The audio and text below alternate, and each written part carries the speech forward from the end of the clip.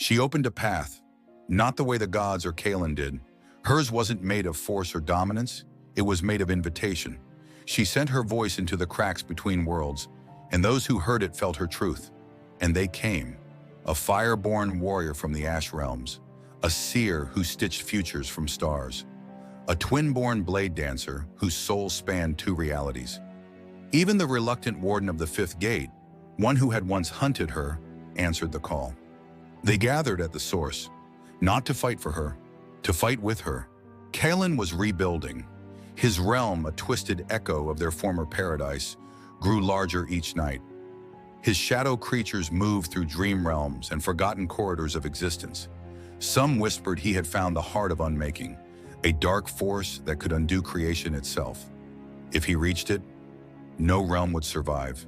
Not hers, not mine, not us. She stood with me at the edge of the source, where stars thinned into mist. Tomorrow? She said. It begins. I took her hand. Are you ready? No. She said honestly. But I'm willing. That's more important. I pulled her close. You were never meant to fight this alone. She looked up at me, eyes soft despite the war ahead. I don't know how this ends. I do, I said. It ends with you standing, with me beside you. Win or lose, we face it together.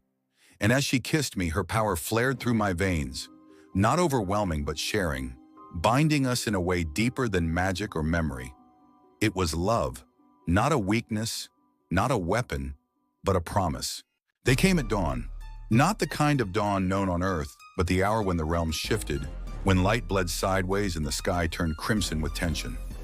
That's when Kalen's first wave hit, shadow beasts with mouths where eyes should be, echo drones that screamed in forgotten languages, and at their center, a knight forged from her own forgotten power.